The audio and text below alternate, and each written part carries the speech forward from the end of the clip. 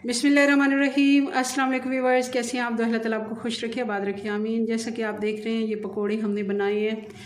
पकोड़े ये हमारे थोड़े मुख्तलिफ हैं। ये हमने मूंग दाल के पकोड़े बनाए हैं, बहुत ही मज़े के ये बनते हैं। ज़रूर आप इसे ट्राई कीजिएगा। आपको मैं बताती हूँ कि मूंग दाल के पकोड़े कैसे बनते हैं।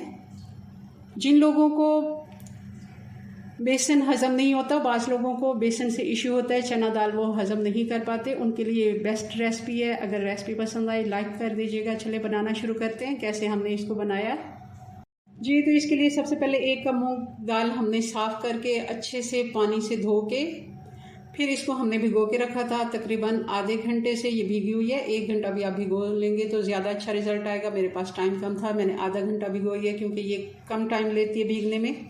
तो अच्छे से ये फूल गई है। आधे घंटे में भी इसका दाना डबल हो गया है। और इसको अब मिक्सी जार में हम ग्राइंड करेंगे, मगर बहुत कम पानी में, बहुत थोड़ा सा पानी, इतना कि मिक्सी उसमें चल सके।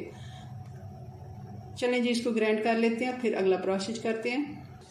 दाल को हमने पीस लिया, बहुत ज़्यादा हमने इसमें पानी नहीं डाला। मैं आपको इसकी दिखा देती हूँ कैसी लिक्विड फॉर्म जी। तो ये देखें, बहुत ज़्यादा ये पतली भी नहीं है और बहुत ज़्यादा गाढ़ी भी नहीं है, क्योंकि इतना तो पानी डालते हैं कि मिक्सी चल सके और ये भी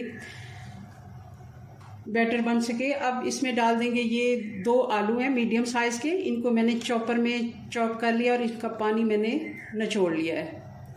हैंड चॉपर अगर है तो उसी से अगर कर लें, अगर नहीं है तो आप कद्दूकश भी करके डाल सकते हैं, मगर मोटे वाले आलू हमने इसमें नहीं डालने।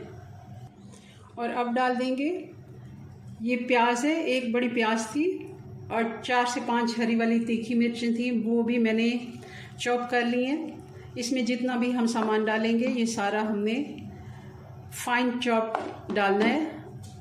आप चॉपर में भी इसको चॉप कर सकते हैं, अगर बारीक काट सकते हैं तो भी अच्छा है। मोटा इसमें कोई भी सब्ज़ी या जो भी हम मटेरियल डालेंगे वो बारीक ही कटा हुआ होगा।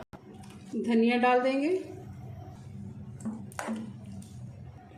1/2 टीस्पून हल्दी जाएगी, 1 टीस्पून कुटी हुई लाल मिर्च, 1/2 टीस्पून लाल मिर्च का पाउडर, 1 टीस्पून नमक, 1 टीस्पून जीरा, इसको मैंने क्रश कर लिया है, और 2 टीस्पून सूखी मेथी, 1 टीस्पून धनिया पाउडर और 2 चुटकी के बराबर हम मीठा सोडा डालेंगे। इसको अच्छे से मिक्स कर लेते हैं। बैटर सारा मिक्स कर लिया। अब इसमें एक और चीज़ डालेंगे, 2 टेबलस्पून मैं इसमें डाल रही हूँ चावल का आटा। अगर चावल का आटा नहीं है आपके पास तो आप इसमें कॉर्नफ्लोर भी डाल सकते हैं। इससे बहुत ही अच्छा एक तो क्रिस्पीपन आता है इसमें पकौड़ी में, और बाइंडिंग में भी बहुत ही अच्छा इसका फ़ायदा होने वाला है। और ये देखें, ये हमारी जैसे हम पकौड़ा बनाते हैं उसी तरह का हमारा बैटर बन के तैयार हो गया। इसको साइड पे करते हैं। ऑयल गरम हो गया, अब इसमें डालते जाएंगे 1-1 चम्मच भर के।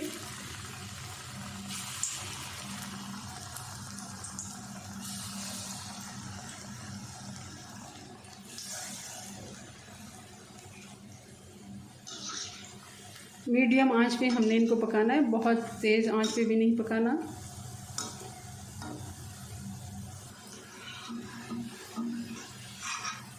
जी, पकौड़े हमारे तैयार हो गए हैं, इनको निकाल लेते हैं। बाकी सारे भी ऐसे ही हम फ्राई कर लेते हैं। आप देखें ये कितने क्रिस्पी हैं और इनकी आवाज़ आपको आ रही होगी। बहुत ही मज़े के ये बनते हैं जी। तो ये मूंग दाल के पकोड़े बन के तैयार हो गए। बहुत ही मज़े के ये बनते हैं, हल्के फुल्के होते हैं, बेसन की निस्बत बहुत जल्द हज़म होते हैं।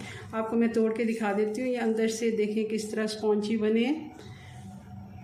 चलें जी, अपनी दुआ में याद रखिए। मिलते हैं नेक्स्ट वीडियो में नई रेसिपी के साथ। तब तक के लिए अल्लाह हाफिज़।